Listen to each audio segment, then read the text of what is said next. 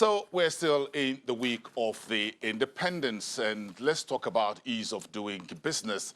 Nigeria at 59. What are the key challenges we've seen over the last 59 years, and what we're doing about it moving forward? In particular, as we get into President Buhari's second term in office, and there's no other person to talk about this than the special advisor to the president on ease of doing business and the head of the PEBEC Secretariat, Dr. Jumoke Oduwole. She's live to us here this first Business and Markets Day in October, live here at our global headquarters in Lagos. Good morning, Dr. Oduwole. It's good to have you. Thank you so much. It's nice to have you here. Let's get straight down to business, because time is money in your business, I know. That's ease of doing business. Time is everything.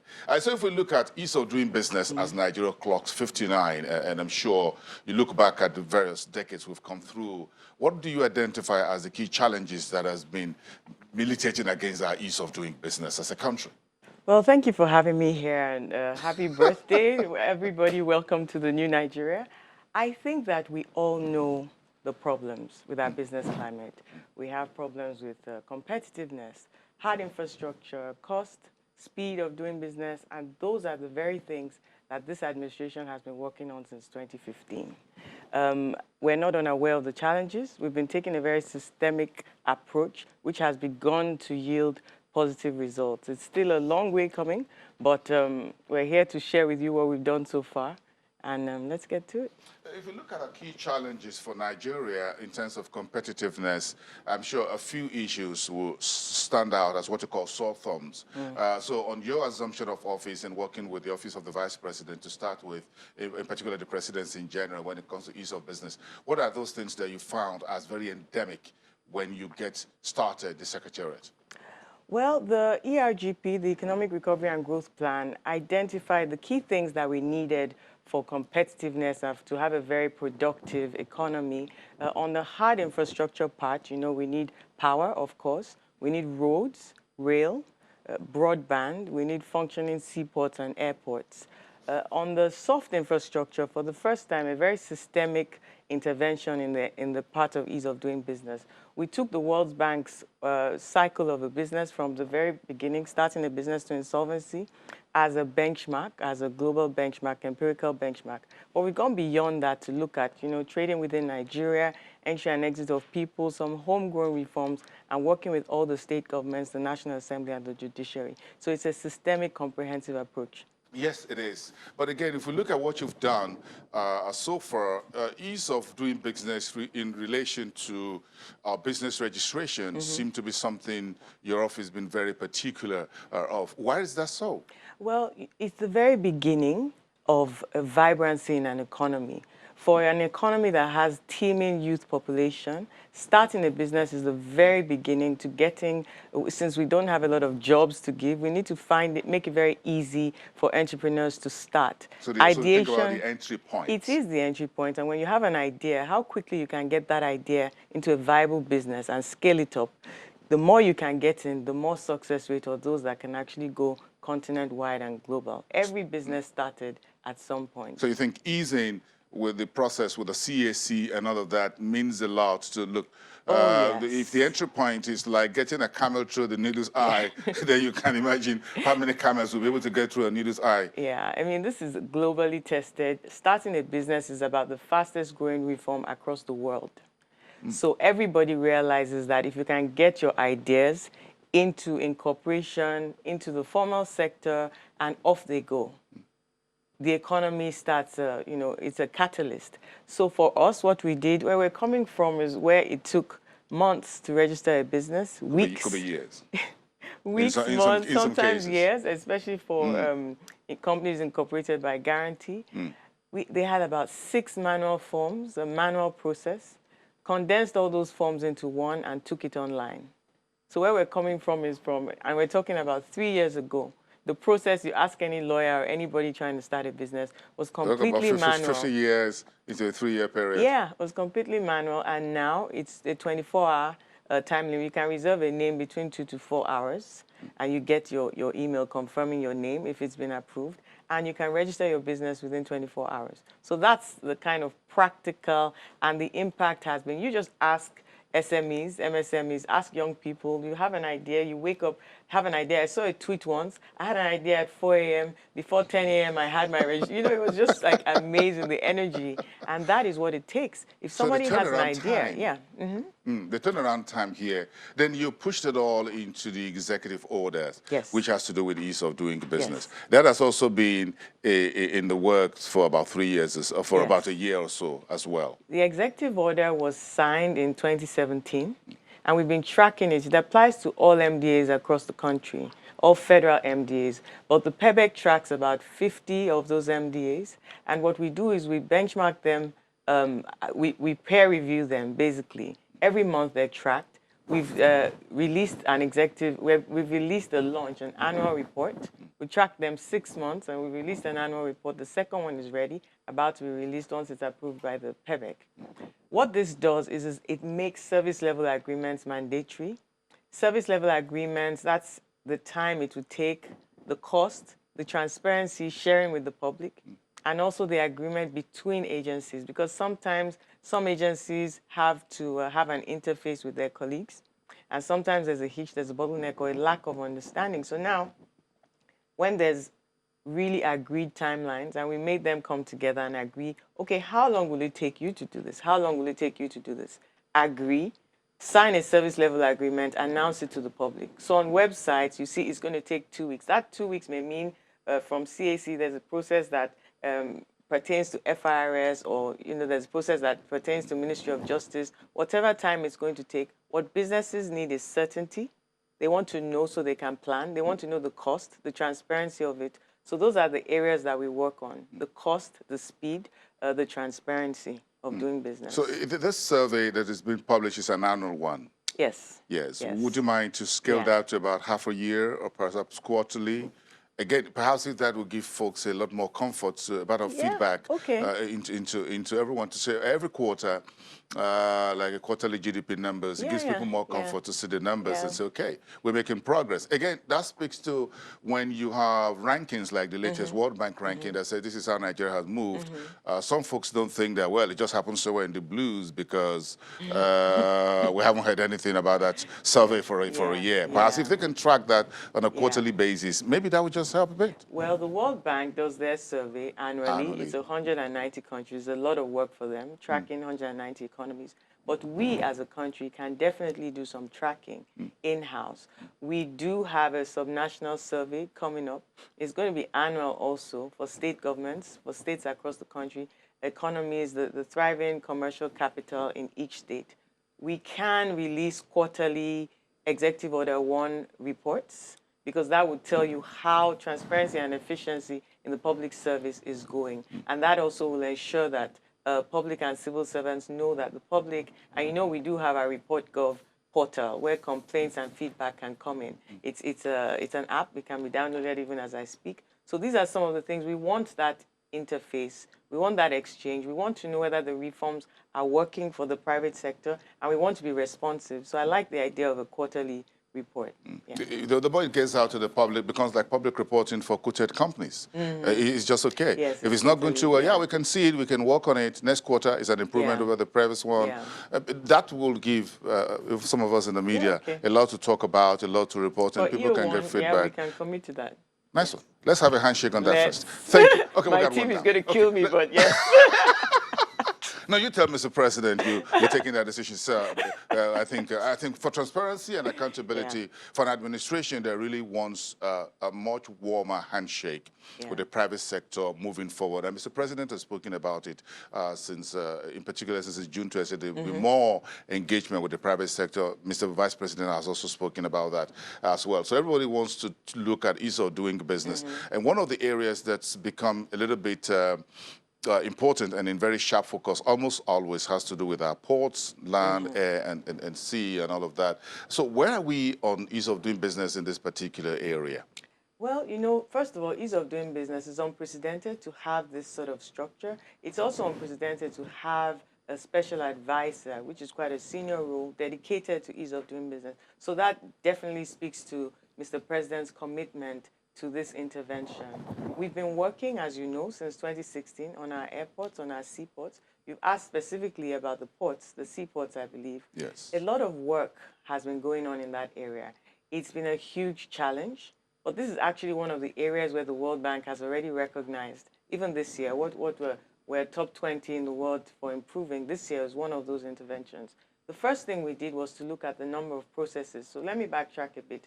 We look at the people issues, we look at the processes, and we look at infrastructure. When we look at things like airports and seaports, those are the areas of focus. I already told you the objective is to reduce cost and time and to access transparency. Now with Apapa ports and Tinkan, because we started with focusing on Lagos, obviously just because of the volume, the sheer volume, and we're a trading nation, we looked at the people issues. Huge challenge, definitely. But we've been working with colleagues to make sure that, first of all, there's an understanding on how the processes affect businesses down to the bottom line. So we had a lot of focus group sessions and stakeholder engagements. A delay of a couple of days can go into the millions of dollars for some companies. So that understanding is there, and their role in our economy and how that transpires into our GDP. First of all, we had about 14 pieces of documentation needed for import and about 10 for export. We reduced that to 8 and 7 respectively. We've been working on the single window and the scanners. The Federal Executive Council approved the procurement for scanners at Apapa Port, and that should be procured by Ministry of Finance, and those should be deployed shortly. We also have been working on a national trading platform, which is a single window portal, online portal to access everybody onto one portal. And the Minister of Transport recently reiterated his commitment to making sure that that project goes forward. There's been a lot of interaction, study tours, a lot of things, even for the region, competitiveness-wise. We have Ghana, we have Cotonou ports, we have Tema, trying to make sure that we're up and running in terms of cost, in terms of infrastructure. The people issues down to the Apapa gridlock, all those issues we've been working on very, very hard. It's not an easy one, mainly because the volume, since the port was built, the volume has exponentially exploded. So with the NPA and the terminal operators trying to maximize efficiency, they've been working very hard. Trying to simplify, remove a lot of touts, make the truck drivers more orderly. Some larger corporates have agreed to move their trucks at night because trying to fix the roads, also partnering with private sector, giving tax relief. So there's been a whole laundry list or toolkit of different ways that we're addressing the problem. It's really hydra-headed. The head of the MPA, Hadiza, has spoken a few times about trying to get the customs and the banks and perhaps other agencies that we should have a 24/7 port operations, that when my cargoes come in on Friday and the customs are closed, I can't clear it until Monday because the banks are closed for the weekend. Is that still a discussion going on there? Like our petroleum production is 365 days, even public holidays, as it were. So why do we close down the ports on weekends and on public holidays? The ports are actually open. Ask a number of terminal operators, at least 3 or 4 of them work 24/7. It's now getting other stakeholders, including private sector, clearing agents to work on those days, to work on weekends. So there's also the demand side of those services. The supply side is definitely there. There were some things that were asked for, more lighting, security issues, infrastructure issues, the roads, and those have been worked on, and some have been completed. Anybody that has been to Apapa recently and handling the traffic issues, the security challenges, robbery and touts along the way. So some of those things have already been addressed. But now we need the banks to support on this. We need the clearing agents to support on this. Just the entire ecosystem to buy into that vision. NPA has been very bullish on it, and it is part of the executive order. So that direction, that regulation is live. And terminal operators have been 24/7. One of the issues here in one of the new reports just released by Convention for Business Integrity is that ethics, professionalism, corruption are still risks that businesses face at the ports. In your reports, do you still see these as part of the risks of ease of doing business? Yes, definitely. We should be candid about it. I think that's the way that we can make progress. We've been appealing to colleagues, the public and civil servants. We have a lot of cooperation at the top We've been engaging robustly with Shippers Council, the Controller General of Customs comes to the PEBEC regularly. What it is down to the rank and file, and it's a mixed bunch. I wouldn't want private sector to have the impression that everybody is just corrupt and everybody is just inefficient. Public and civil servants work very hard at delivering. Unfortunately, we should not shy away from the fact that we do have officials that misuse their discretion and that there is corruption and rent-seeking behavior. And this is why, as a council, we're trying to layer automation. There has been some sort of delay and pushback, and that's why we all have to be determined, extra determined, to make sure that these things come through. I like it when the public knows or what the plans are so that we can all hold ourselves accountable and we can make sure that these projects are accelerated. Whether it's our airports, whether it's our seaports, we need scanners, we need single windows, we need single interface for agencies to interface with the public together or to be out of sight and use technology, just like everywhere else in the world. The latest World Bank ranking, which came out a few days ago, what does it really tell about the road Mr. President and the rest of you who are part of the team wants to go in the second term? So a few days ago, the World Bank released a teaser preliminary to the report being released on the 24th of October. And what that exposed was the 20 most improved economies in the world this year. That's those that have put in the work. Nigeria has about 5 reforms that have been recognized this year across the board, from enforcing contracts to dealing with construction permits, registering property. It just shows that the systemic approach is working. You recall that in 2017, we were a top 10 reformer. Nigeria was top 10 in the world. What this has done is that in the last 3 years, we've moved up about 24 points. Our actual score has continued to move up. You can't game these things. It's actually what private sector validates to the World Bank, not what government says. And this is a competitive ranking of 190 economies around the world. So they're looking at apples and apples, oranges and oranges. They're comparing Lagos with New York, Kano with Lisbon. You can't game it. What this tells us is that the details that the federal government and state governments are going into, while there might be a lag in feeling it, although it's now a much more nuanced conversation. We've had a lot of testimonials, but we're not there yet. And that's why we come on interviews like this. We want more people to know and to go test themselves. The reforms are there.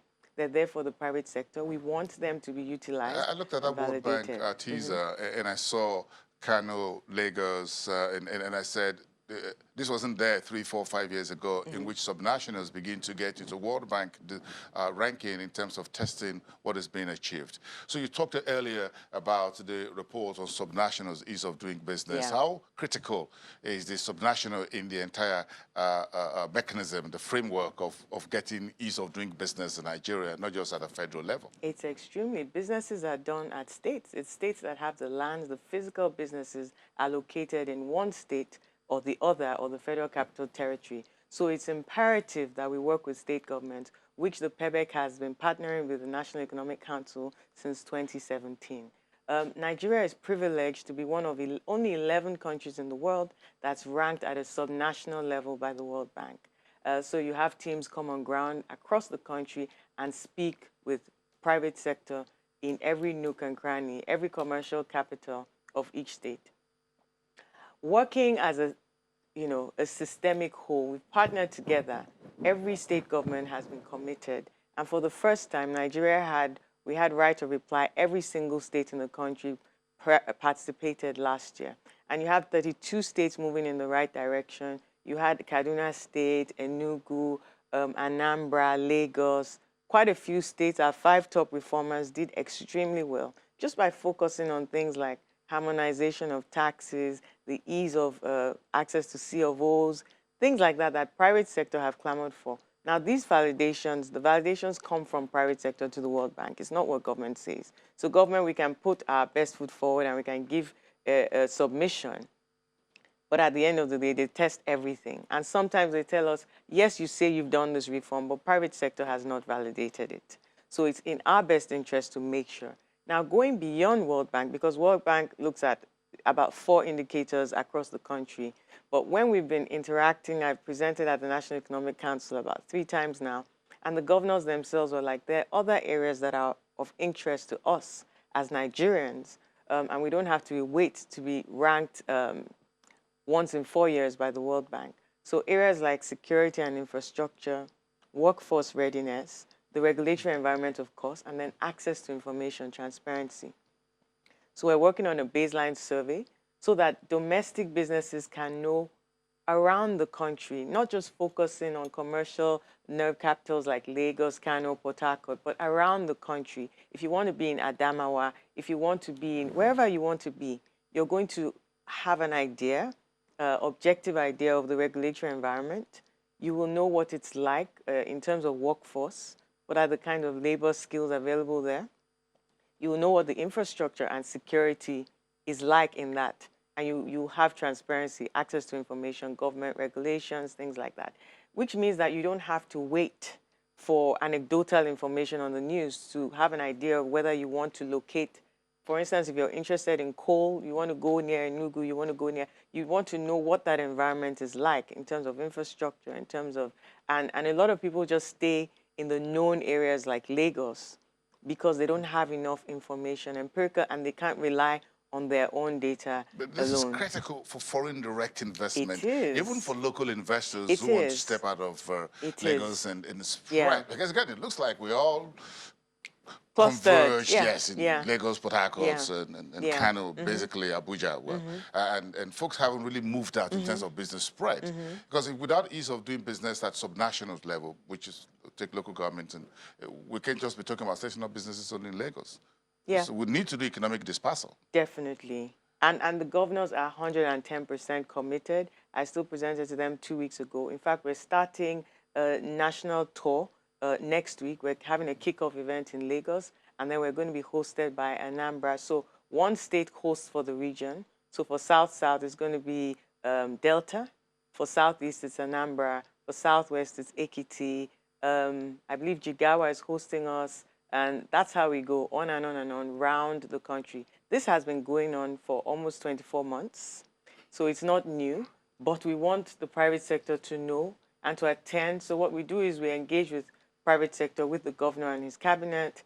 It's a listening event, feedback event. And then we have a technical session with the correct group of public servants. And we have peer learning, global best practice, and where we are, so that even states can benchmark Each other. Yes, yes. Even regions can benchmark. You need to be in the news more often, Jumoke, don't you? Invite me, I'll come. You need to be in the news Yeah, more often. invite me, I'll come. Quite a lot, because again, feedback and talking to the public and people understanding what you're doing and what you're stepping into on a daily basis will give comfort and some measure of hope, certainty to people to say, well, I think something is being, I can follow them and I can put my money behind what the government is doing, trying to ease business. How is Mr. Vice President taking all of this? He's the one driving this, this PEBEC for the last 3 years. Yeah.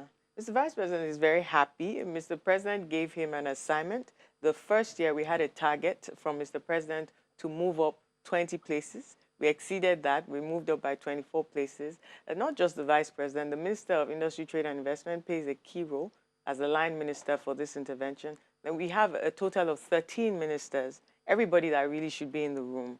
Foreign Affairs, Information, Finance, Budget and National Planning, Power, Works and Housing. Every minister, Transport, that should be in the room is in the room. You guys have had some conversation with the new team? Oh, yes, yes. I mean, the new cabinet. Yes, the new cabinet we have. We had a breakout session at the ministerial retreat, and we already have a lot of documentation shared. We have a meeting coming up. We had to move the first one because something came up, but we're going to have another meeting, especially as the World Bank results are about to be released. And more importantly, we always start a new reform cycle on the 1st of November, which ends on the 30th of April. We usually have a national action plan. We're going to have the 5th one. They usually start late January up till about March, April. So there's a system in place. We work very closely with the National Assembly. We work with the judiciary. We have small claims courts in Lagos and Kano. Edo is about to launch theirs. Ogun State is loading on that as well. So there's a lot going on. And like you say, we're happy to talk. You know, government, we don't have a lot of communication, sort of budget, to push things out. And it is a large country. It is a large I know, country. I But we're know. talking every day. It's worth it. Yeah. The private sector will be willing to go We with have a you on website, this one. so, we have a website. We have a lot of access to, we're online quite a bit. We want the SMEs, businessmadeeasy.ng. We want the SMEs to know these reforms because it's really for them. Right from the automation work done in paying taxes, access to credit. You have all sorts of things. Lagos State just, His Excellency, the governor, just delegated C of Os to 5 commissioners. You have CBN having access to credit, interventions for creative sector this last week. So there is a lot going on. It's actually the new Nigeria, and I'm quite bullish about it. Yeah, it's a few stories to the news recently. Is Mr. Vice President distracted by this stories? You know Mr. Vice President. You know him better than I do. He's really a very calm, even keel person. I mean, there can be a lot of work in the media. You saw him and Mr. President yesterday. They're committed to the work they have ahead. 4 years is a short time, and we're not going to get into, politics and distractions. We have a lot of work that we've promised the Nigerian people, and they and their teams are working very hard to deliver the goals that we've set and promised. We're very interested. So you're now working with Mr. President as a special advisor. So you now I've you have always two been bosses. working with Mr. President. We are all advisors to Mr. President. Your new role, what does it really entail? Mr. President gave you a promotion. Congratulations. I haven't had the opportunity to congratulate you on that. Thank so what you does it very really much. entail being a special advisor to Mr. President? Is it really different from what you've been doing? Well, what it is, Or it just a higher signals, pay packet? I wish, it signals Mr. President's commitment to ease of doing business. So he's had a senior special assistant on industry, trade, and investment, and he's elevated the role of the intervention to have a special advisor on ease of doing business specifically. It's a signal to private sector. My work is, it just keeps growing. It doesn't really change, but it's more a signal to private sector to say this is how this administration is viewing. It's not just talk. It's not just in our ERGP. We have a special advisor dedicated to ease of doing business. We have a council with 13 ministers, representation from the judiciary, National Assembly, state governments, private sector. We're not just paying lip service. The reforms have been yielding fruit, over 140 reforms and counting as at Q2 of 2019. So it's not just lip service. It will continue to yield fruit because we've observed global best practice and we've found best fit.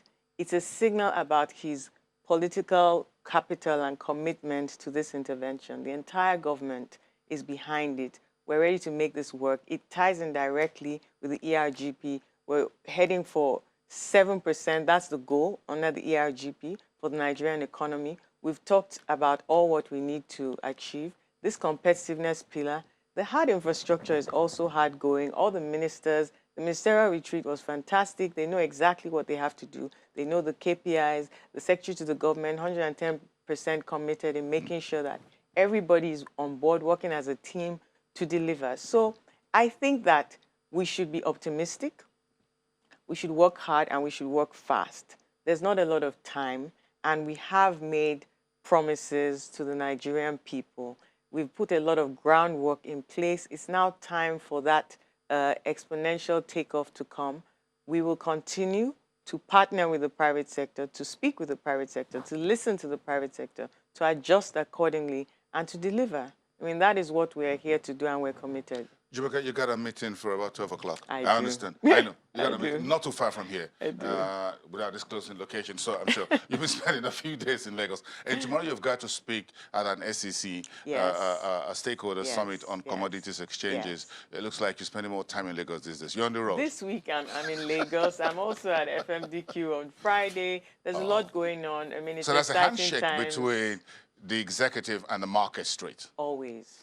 Always. Always. Thank you. Always. Thank you. Yes. You got a busy week ahead of you. Yes. Got to let you go right Yes. away. Yes. Thank you so much for being here, pleasure. for speaking with us here on Channels Television Business Morning. Dr. Jumoke Oduwole, Special Advisor to the President on Ease of Doing Business.